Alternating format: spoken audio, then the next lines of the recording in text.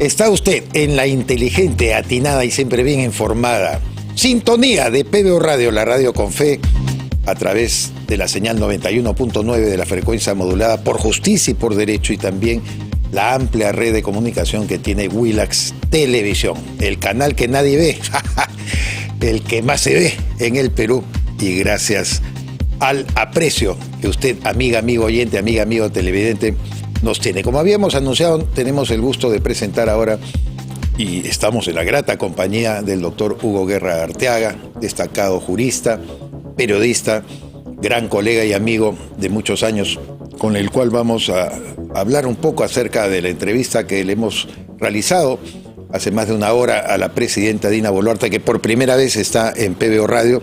Lamentablemente no fue una entrevista presencial, no duró mucho, apenas 3-4 preguntas, pero que en realidad también perfila la imagen o la manera como ella enfoca las cosas, y sobre los cuales es importante siempre intercambiar punto de vista. Hugo, querido, siempre un placer recibirte aquí en PBO Radio. Muchísimas gracias, César. Un gusto de estar contigo y en PBO, además en la frecuencia que le corresponde legítimamente. Así es, legítimamente. Hugo, bueno, resumiendo de lo poco que ha podido decir la presidenta, tú creo que la has escuchado, aquí en PBO Radio señaló, hizo la invocación a la paz, a que la mayoría de peruanos, como se manifestaron además el día de ayer en distintas áreas del país, en distintas regiones, está ahí evidentemente apostando por la paz. Pero aquí lo que se le exige al gobierno, y de alguna manera trataba yo de guiarla a la presidenta por ese terreno, es definiciones. Porque en la medida que no haya definiciones y estamos tratando de contentar a Dios y al diablo, me da la impresión que no vamos a llegar muy lejos. Sobre ese punto, ¿cuál es tu primera impresión? Como primera impresión, me parece saludable que la presidenta esté abriendo la comunicación con la prensa. Me parece muy saludable que haya tenido esta primera entrevista con PBO Radio. Sin embargo, ya viejos en la materia, sabemos que esto no es sino una suerte de roadshow que ella está aprovechando con diferentes medios de comunicación, tanto para posicionarse en el cargo como ante la impronta que la vida le está planteando de tener que hacer frente a la subversión terrorista que hoy en particular comienza su segunda ola a nivel nacional. Y frente a eso, la señora presidente no ha sido clara, no ha sido contundente. Hace llamados melifluos a la paz, a la concordia. Telúrico lo he llamado yo, ¿no? Considerando su situación de provinciana, de apurimeño, pues la persona de la serranía del Perú siempre hacen una invocación. Cuando uno habla de telúrico, quiere decir que se relaciona casi emocionalmente con la conmovisión de vida que tiene, ¿no? Pero que yo no me ando con esto, yo soy serrano, claro, ¿no? Yo soy jaujino, pero rajatabla, y no me ando con vueltas. En realidad, telúrico es, en el caso de Dina Boluarte, histriónico. La verdad es que no logra tomar definiciones, quiere estar bien con Dios y con el diablo, anda dando marchas y contramarchas, no ha respaldado plenamente a la Policía Nacional y a las Fuerzas Armadas, está pidiendo una investigación sumaria de las víctimas, sabiendo que las víctimas que se han producido, 8 si no me equivoco, han sido consecuencia del accionar terrorista de quienes se enfrentaron a las Fuerzas Armadas y a la Policía Nacional. Y tuvo también sus víctimas de los ataques que esta gente perpetraba, ¿no? Y que la propia presidenta Boluarte fue a visitar además al hospital de la aproximadamente policía. 300 policías heridos. Por lo tanto, esta duplicidad de pretender estar bien con todos no logra deslindar con sus orígenes políticos. Por mucho que la Constitución ha dispuesto pues que ella asuma la presidencia, y somos respetuosos del orden constitucional, no podemos olvidarnos que ella es parte del problema de origen. Dina Boluarte aparece en la política peruana como parte de Perú Libre, Y si bien se le pasó por aguas calientes en la subcomisión de acusaciones constitucionales, sabemos perfectamente que sobre ella pesan problemas que en algún momento terminarán de dilucidarse, como su participación en la recaudación indebida de fondos para la campaña, en el nepotismo familiar, en la no renuncia a su cargo en RENIEC, contraviniendo la ley electoral, etcétera, y que además acompañó hasta casi el final a Pedro Castillo en el gabinete. Solamente tuvo la astucia de no participar en el último Consejo de Ministros. Por lo tanto, no podemos verla con ojos de benevolencia.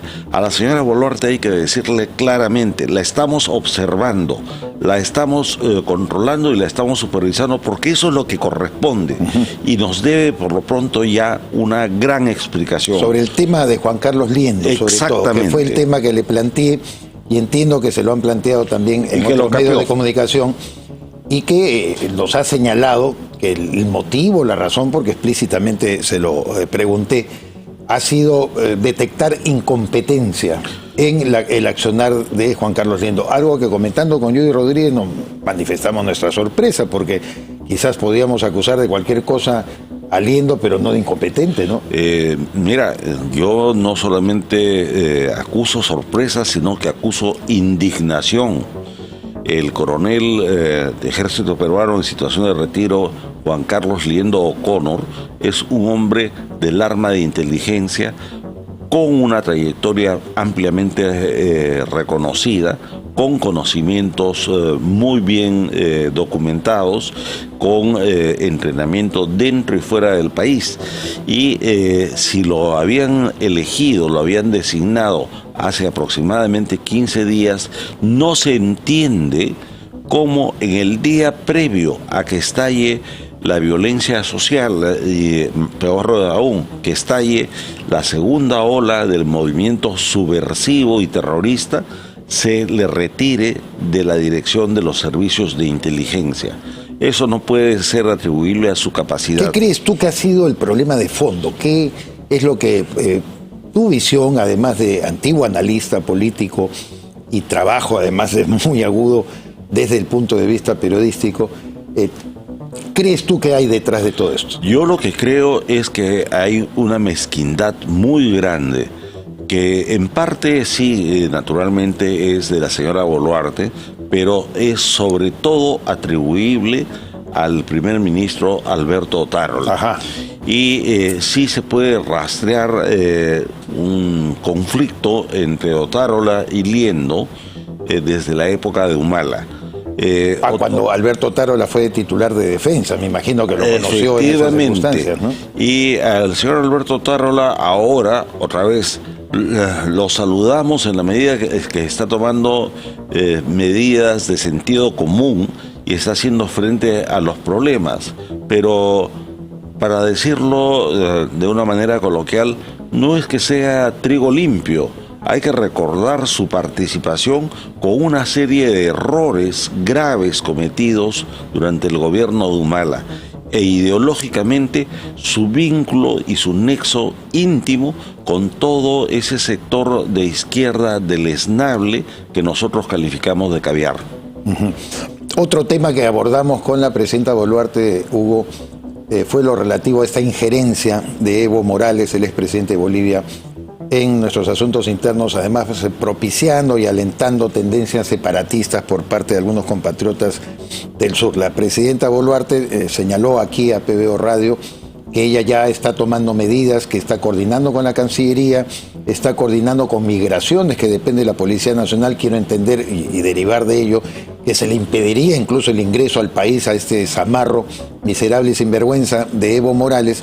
Pero al mismo tiempo, por lo menos la pregunta mía fue explícita, así como el Congreso ha declarado persona no grata al señor Evo Morales, ¿lo hará? Le pregunté al gobierno de Dina Boluarte, no hubo una respuesta explícita. ¿Cómo imaginar el papel de Evo Morales? Porque tú que das una lectura bastante macro a todos estos hechos, no es algo reciente, pues Evo Morales conspira contra el Perú desde el año 2003, que yo tenga memoria, cuando él estaba formando el Movimiento del Socialismo, su partido, el MAS, y ya comprometía a gente de Puno peruana en este proyecto, por supuesto imaginario, atávico y absurdo, que significa crear con los pueblos originarios de la zona aymara una nueva república. ¿Qué lectura le das tú a eso? En primer término, tenemos que aclarar la gestión de la señora Boluarte. La señora Boluarte, en declaraciones anteriores a la entrevista de hoy día, había pedido, por favor, que no haya una injerencia en un tono plañidero, cuando la señora Boluarte lo que tiene es la capacidad y el poder, además la obligación constitucional, a ser enérgica y firme frente a la injerencia de personalidades y de países extranjeros en asuntos que son estrictamente de la soberanía peruana. Es una ridiculez que diga que está hablando con migraciones. Migraciones simplemente es un órgano ejecutivo. Yo le preguntaría, ¿por qué no hemos retirado a la embajadora del Perú entre el gobierno de La Paz? Que era de Perú Libre, además, ¿no? Es de Perú Libre. Es de Perú Libre, el partido del delincuente Vladimir Cerrón. Así es. ¿Por qué no lo hemos hecho? ¿Por qué no hemos suspendido o rebajado el nivel de relaciones con Bolivia? ¿Por qué no se ha militarizado la zona de frontera sabiendo que es permeable y que hay una penetración de varias decenas y eventualmente centenares de activistas bolivianos, particularmente de la élite armada de los ponchos rojos, que participan en las manifestaciones? ¿Por qué hemos permitido que se abran sucursales del Movimiento del Socialismo, el partido de Evo Morales, el MAS, en el Cusco, en Ayacucho, en Arequipa, en Apurímac y en otras partes del país? Si la señora Boluarte realmente se quiere comprometer en defender al país, debe actuar, y debe actuar cortando el cordón umbilical de toda esta protección que se había buscado con Harold Forsyth, con Manuel Rodríguez Cuadros, con Óscar Maurtua, entre otros embajadores políticos, porque pertenecieron a la Cancillería, pero ya están en situación de retiro, y tomar una política exterior enérgica. Solamente con México y con tibieza se ha reaccionado. Ahora, en el caso específico de Evo Morales, es verdad, la Comisión de Relaciones Exteriores del Congreso hace más de un año lo declaró persona no grata. Así es. En concomitancia, el Poder Ejecutivo debería impedir su ingreso al Perú. Y es más, dado que viola las normas de derecho nacional, debería ordenar su captura en tanto pudiera ingresar al país. Pero correcto, hace 2 semanas, estando ya la señora Boluarte, ingresó al país, se reunió con el gobernador de Puno y declaró el separatismo de Puno. Entonces, que la señora Boluarte no nos mienta. Y sobre Evo Morales, tú lo has resumido muy bien, tiene un proyecto refundacional para América Latina y tiene un proyecto refundacional para el sur del Perú.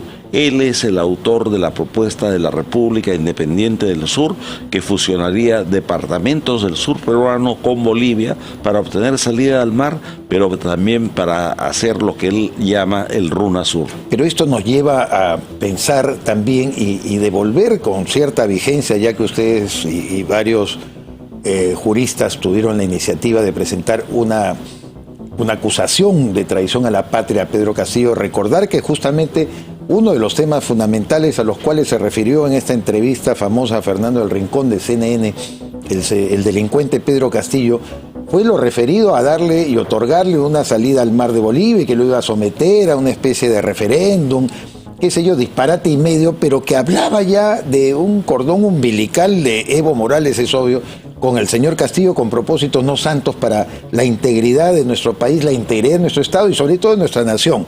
Entonces, esto hay que recordarlo y ponerlo también sobre la mesa, ¿no te parece? Nuestra denuncia, que fue presentada el 3 de febrero del año pasado, avanzó muy bien, tanto por su consistencia y su coherencia jurídica, como por la aportación que hicimos de pruebas y de todos los elementos de juicio, indiciarios unos y probatorios otros, por ante la Subcomisión de Acusaciones Constitucionales. Se produjo, de hecho, un informe que inicialmente lo hizo Wilson Soto y después lo asumió Diego Bazán, con el concurso de Pepe Cueto, el congresista, y de Norma Yarro. Ahí incluimos elementos de inteligencia y un informe de 3 ex cancilleres y 8 ex viceministros de Relaciones Exteriores, donde hacíamos una denuncia puntual. Lamentablemente, por control constitucional, eso se llevó ante el Tribunal Constitucional y la sustentación del caso le correspondió a un topo. Realmente, qué frágil. Si esa era la defensa de la postura del Congreso, mejor escogía un enemigo. Y ese topo no solamente traicionó el espíritu de la denuncia, sino que llevó a que algunos tribunos, de que no quisiera referirme en malos términos a ellos, pero ignorantes del derecho internacional, consideraran que no tenía la motivación debida. Hoy, cuando sabemos que hay una conspiración internacional que nosotros ya habíamos denunciado y que incluye a AMLO en México, incluye al presidente de Colombia, ahora a Lula, y que incluye a Bolivia, Argentina, Venezuela y Honduras, ¿qué cosa va a pasar? Esa denuncia que ha regresado a la Subcomisión de Acusaciones Constitucionales, tenemos que retomarla, ampliarla y que alcance a todos los implicados. Los testimonios son claros, nunca fue un malabarismo jurídico o intelectual, se aportaron pruebas concretas que en su momento no las quisieron ver, pero que ahora nos pone frente a una situación que los peruanos tienen que entender, todos tenemos que entender. Estamos ante el riesgo de que el narcosocialismo, liderado por el Foro de Sao Paulo, lleve a la partición territorial del Perú. Nos quieren dividir, nos quieren separar en 2 repúblicas, una controlada por el narcosocialismo y otra independiente. Por lo tanto, creo que este es el momento de acopiar fuerzas, primero para el combate directo, combate que va a implicar no solamente la lucha ideológica y política, sino la represión con todos los recursos que permiten la ley y la Constitución de quienes ya han empezado a tomar puentes, carreteras y que pretenden hacer una zonada grande en la macrorregión sur, y luego hacer una lucha internacional para demostrar la fragilidad en la que nos encontramos. Yo he tenido siempre mucha admiración, Hugo, por tu seguimiento del panorama político internacional, no solamente conocimiento, sino seguimiento, porque tú eres una persona que puntualmente está al día en cada uno de los acontecimientos que ocurren, sobre todo con los países vecinos. Y tú has mencionado a Ignacio Lula da Silva, que acaba de asumir la presidencia de Brasil, como parte del concierto. Yo tengo un matiz ahí de interpretación, probablemente lo podamos discutir en los términos de lo que sabemos. Pero a mí me da la impresión que Andrés Manuel López Obrador y Lula se pasan pero no se tragan. Ambos tienen visiones imperiales.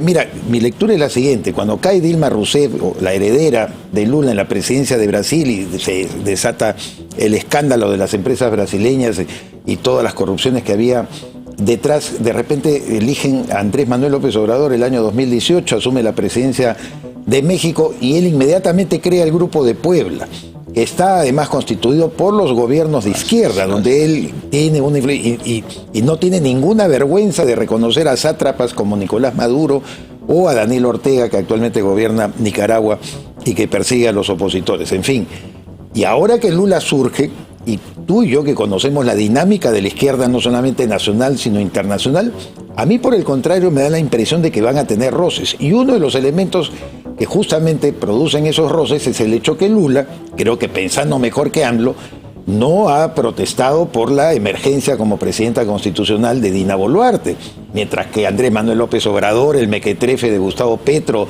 el otro mequetrefe títere de Evo Morales de Luis Arce, y el protector de una corrupta, el presidente de Argentina, el señor Alberto Fernández, sí se alinearon con esa posición. ¿No crees que Lula puede jugar un papel distinto, diferente a eso? Pese a lo del Foro de Sao Paulo, que sí te lo admito. A ver, yo creo que en la visión macro hay coincidencias. Ellos quieren ir a un modelo refundacional de América Latina y por eso le llaman la patria grande. Eso lo llama Nicolás Maduro, lo llamaba Chávez. Así es. Muy difícil que Lula, que más bien se siente Lula distinto ahí. Se siente distinto, pero primero en lo que corresponde a la patria grande, sí hay un apoyo tanto del Foro como del Grupo de Puebla. Lula tiene, respecto al Perú, un sentido y una sensación ambivalente. Primero, y esto pocos peruanos lo recordamos, el Perú tiene oficialmente relaciones del más alto nivel a nivel de alianza estratégica con el Brasil. Digamos, es el paso diplomático y político previo a una confederación. Más alto que eso no. Hay además obligación de recíproca defensa en caso de situaciones militares. Lo máximo que se puede lograr formalmente. Sin embargo, como todo está entrelazado, Lula fue el gran corruptor a través de Odebrecht y el gran financista del socialismo del siglo XXI. Entonces podrán tener diferencia en algunos enfoques geopolíticos, pero al final confluyen en el narcotráfico, confluyen en la corrupción y confluyen en el interés subversivo. Yo no veo muchas diferencias finales. Quizá en algunos enfoques puntuales, en una prudencia de Itamaraty, que es una cancillería que sabe moverse con mucho profesionalismo. Así es. Pero al final, frente a la posición senil, grotesca y horrenda que ha adoptado Andrés Manuel López Obrador y Lula, podrá haber diferencias de estilo, pero coincidencia fundamental. Además, no te olvides, César, que acá estamos afrontando no solamente corrupción, no solamente enfoque geopolítico y pretensiones ideológicas. Estamos enfrentando el hecho de que todas estas repúblicas son narcosocialistas y lo que se trata es de crear la fusión de las cuencas cocaleras, del Chapare en Bolivia, del Braem en el Perú, de la zona norte peruana donde se ha abierto la nueva cuenca del Opio y la Amapola, de las zonas dentro de nuestro territorio en la frontera compartida con Colombia, de las FARC y Redentas, y de los cárteles mexicanos y cárteles colombianos del narcotráfico. Y dentro de eso hay un accionar muy puntual del cártel de los soles venezolano. Todo esto amparado además en la inteligencia cubana, que es desestabilizadora y que es la que nos ha traído gran parte de la crisis que ha protagonizado Pedro Castillo. Una última pregunta respecto a lo que tú prevés ocurra a partir de hoy y en los siguientes días. Hasta donde estamos reportando y recibimos información del interior del país, salvo y muy focalizado en Puno, donde comienzan a expresar su protesta mediante una manifestación al parecer pacífica, no sabemos más, en la zona de Ilave y en otras áreas de esta región, y en el Cusco no tenemos mayor reporte de movimientos o agitación nacional. ¿Qué cosa crees tú que va a pasar luego de este 4 de enero que fue convertido icónicamente en un parteaguas de desafío incluso para el gobierno de Dina Boluarte y para la propia democracia nacional? Mira, para tener una real idea de lo que enfrentamos, yo quisiera recordar, César, que en la primera oleada subversiva de diciembre, entre el 7 y el 12 de diciembre, en simultáneo pretendieron tomar 4 aeropuertos. Así es. Cerraron más de 35 vías nacionales, hicieron desmanes en 12 ciudades. Eso no se hace de la noche a la mañana. De la noche a la mañana, y no se hace con un puñado de gente inconexa. Técnicamente, esto lo explica muy bien el ex canciller Francisco Tudela, estamos frente a una guerra atípica que se llama swarming. Swarming significa enjambre, que se maneja clandestinamente, sin líderes conocidos, claro, visibles, y a través de la internet. Pero el potencial que eso tiene es muy grande. El enemigo es mayor. El terrorismo no ha terminado en el Perú. Sendero Luminoso nos está mostrando la cara, y la guerra subversiva recién ha recomenzado. Yo creo que se nos vienen jornadas de lucha, horas de lucha, como diría nuestro maestro Manuel González Prada, muy duras, y que probablemente sí va a haber incidentes. No, probablemente no hoy, cuando el control policial y militar es máximo, pero sí en los próximos días y en los próximos meses. No descarto que haya atentados en cualquier momento en la ciudad, y que pasen a lo que ya ha sido denunciado por Sacha y otros informantes, que haya atentados selectivos. Lamentablemente la situación no es buena. Sí, y lo que debemos destacar es que en esta oportunidad, con la experiencia ya pasada de la lucha contra los terroristas, que no fue guerra interna, ¿no?, como eufemísticamente lo denominan los caviares, una lucha contra el terrorismo que se trató de enseñorear en nuestro país. En esta ocasión tenemos más herramientas, o mejores herramientas, para poder combatirla, Hugo. Tenemos mejores herramientas, tenemos mayores argumentos legales, pero un poco concluyendo, lo que tenemos que hacer es exigir los demócratas que el gobierno de transición de la señora Boluarte se deje de ambivalencias y asuma, que no se deje extorsionar por los caviares y por la izquierda en general, y que de una vez por todas le dé el respaldo a las Fuerzas Armadas, a la Policía Nacional, con el objetivo de la democracia. Que se actúe, por supuesto, dentro de la Constitución y las leyes, pero sin cederle un milímetro a la subversión. Hugo Guerra Arteaga, destacado jurista y analista político, nos acompañó en este segmento de PBO Radio. Te agradezco muchísimo, Muchas Hugo. Gracias, César. Y por supuesto continuaremos conversando en la medida que también demandemos mayor capacidad de análisis de lo que puede ocurrir luego de este 4 de enero del 2023.